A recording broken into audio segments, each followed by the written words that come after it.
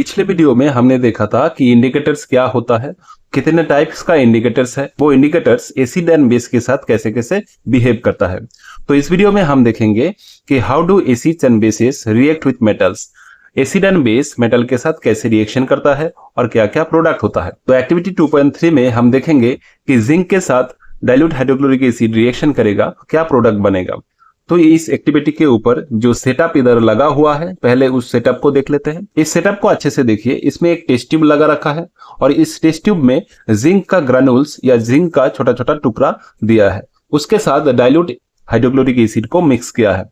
तो जिंक जब dilute HCl के साथ रिएक्शन करेगा तो हाइड्रोजन गैस का बबल्स प्रोड्यूस करेगा। वही बबल्स क्या है, इस डिलीवरी ट्यूब के थ्रू जब आएगा वो क्या है, एक सोप सॉल्यूशन से होके गुजरेगा। ये जो बबल्स प्रोड्यूस हुआ है, इस बबल्स में मैं अगर एक जलता हुआ कैंडल को लेके जाएगा तो क्या होगा कि जलता हुआ कैंडल बुझ जाएगा। That mean it will distinguish and एक पॉप साउंड प्रोड्यूस होगा। तो इसमें जो केमिकल रिएक्शन है, केमिकल रिएक्शन कुछ इस तरह है कि Zn plus dilute HCl and it will produce ZnCl2 plus H2। H2 क्या है, इसमें गैस है, एंड ZnCl2 क्या है, सॉल्ट है। ठीक है, तो इस रिएक्शन को मैं अगर समराइज करेगा तो हमको कुछ ऐसा जनरल फॉर्मेट मिलेगा, ठीक है, जिसको हम फॉर्मूला की जैसा यूज कर सकते हैं। दैट मीन मेटल जब एसिड के साथ रिएक्शन करता है तो एक सॉल्ट प्रोड्यूस करेगा और उसके साथ हाइड्रोजन गैस प्रोड्यूस करेगा। This is the format, general formula. ठीक है, तो मेटल के जगह जैसे कि जिंक इसमें यूज किया था हमने, तुम क्या है दूसरा मेटल को भी यूज कर सकते हो। एक्टिविटी 2.4 में हम देखेंगे कि मेटल जब बेस के साथ रिएक्शन करता है तो क्या क्या प्रोडक्शन होता है। मेटल जब एसिड के साथ रिएक्शन किया था तो दो चीज प्रोड्यूस हुआ, एक है सॉल्ट, दूसरा क्या है, हाइड्रोजन गैस। अभी मेटल जब बेस के साथ रिएक्शन करेगा तब भी क्या है, salt and hydrogen gas produce होगा। एक्टिविटी 2.4 में एक रिएक्शन लिखा है, जैसे कि जिंक मेटल को सोडियम हाइड्रोक्साइड के साथ रिएक्शन करवाया और सोडियम हाइड्रोक्साइड एक स्ट्रॉन्ग बेस होता है। सोडियम हाइड्रोक्साइड के साथ जब जिंक रिएक्शन करेगा तो उसमें सोडियम जिंकेट प्रोड्यूस होगा, जिसका फॉर्मूला Na2ZnO2 होता है। PYQ में इसके ऊपर क्वेश्चन दिखा गया है, तो इसको भी थोड़ा अच्छे से याद रखिए। अब हम देखने वाले हैं 2.1.3 में how do metal carbonates and metal hydrogen carbonates reacts with the acid. Metal का जो कार्बोनेट्स होता है एंड मेटल का जो हाइड्रोकार्बोनेट होता है, तो उसमें एसिड का रिएक्शन कैसे होता है। देखो, मेटल का जो कार्बोनेट्स है, जैसे कि सोडियम का अगर कार्बोनेट्स बोलेगा तो Na2CO3 होता है, एंड मेटल का हाइड्रोजन कार्बोनेट और बाइकार्बोनेट एक ही चीज है।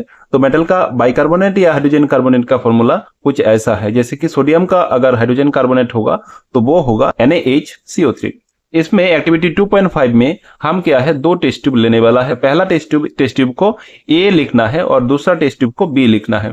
तो पहला टेस्ट ट्यूब में हम क्या है, 0.5 ग्राम का सोडियम कार्बोनेट लेंगे और दूसरा टेस्ट ट्यूब में क्या करेंगे कि 0.5 ग्राम का सोडियम बाइकार्बोनेट लेंगे और दोनों टेस्ट ट्यूब में हम 2 ml का डाइल्यूट HCl ऐड करेंगे। उसके बाद हमको ऑब्जर्व करना है क्या क्या प्रोड्यूस होता है। देखो, ये जो रिएक्शन है, इस रिएक्शन में एक गैस प्रोड्यूस होगा। बोला है कि उस जो भी गैस प्रोड्यूस होता है उस गैस को लाइम वाटर में पास कराना है और तुमको देखना है क्या होता है। हम इधर देख तो नहीं सकते, बट केमिकल रिएक्शन के थ्रू हम इसको समझ सकते हैं। जैसे कि टेस्ट ट्यूब 1 में रिएक्शन होने वाला है वो है Na2CO3 प्लस HCl और प्रोड्यूस होगा NaCl and H2O plus CO2 gas. और टेस्ट ट्यूब B में भी क्या है, सेम प्रोडक्शन होगा, ठीक है, जिसमें स्टोइकियोमेट्रिक जो कोफिशिएंट है वो सिर्फ अलग है, बट बाकी सब क्या है, salt, hydrogen, H2O and CO2 सभी क्या है, सेम है। दैट मीन इसमें जो गैस बनने वाला है वो गैस क्या है, कार्बन डाइऑक्साइड।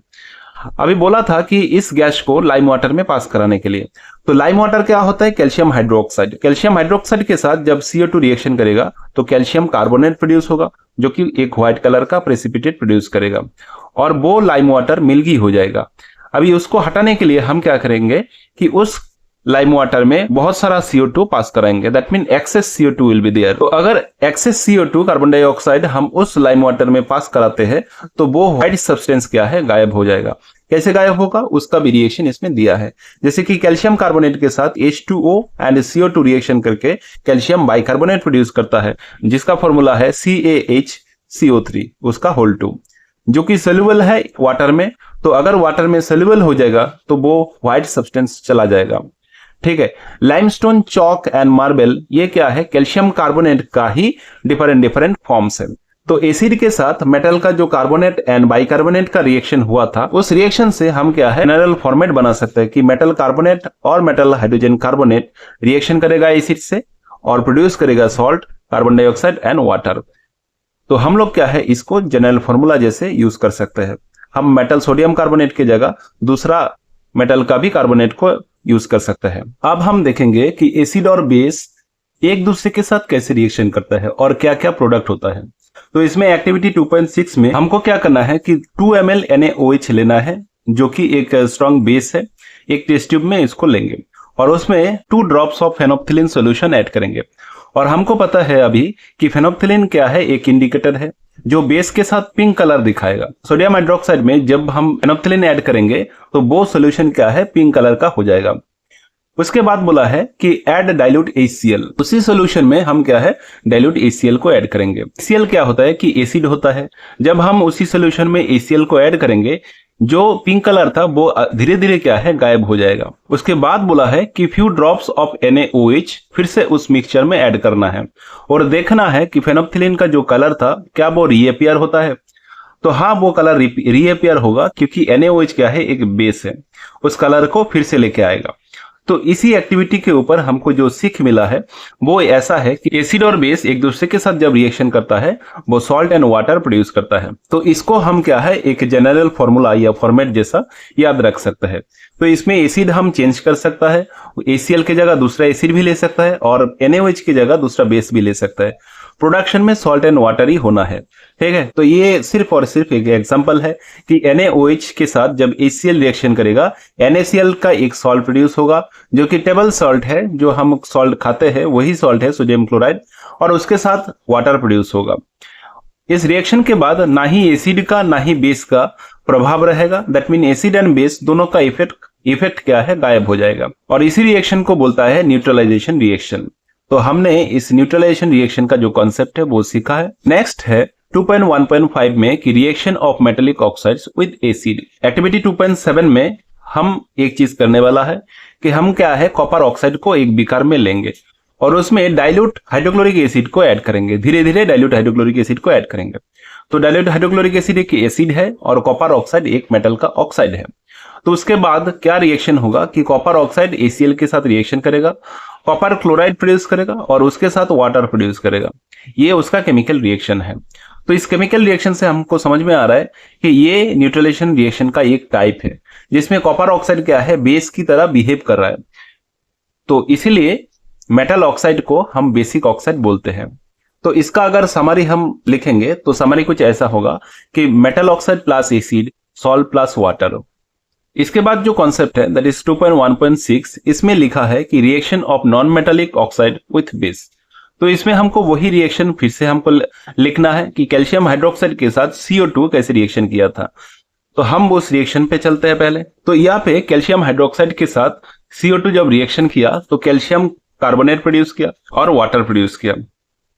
तो ये भी क्या है न्यूट्रलाइजेशन रिएक्शन का एक टाइप लग रहा है, जिसमें कैल्शियम हाइड्रोक्साइड क्या है एक स्ट्रॉन्ग बेस है और CO2 क्या है एक नॉन मेटालिक ऑक्साइड है।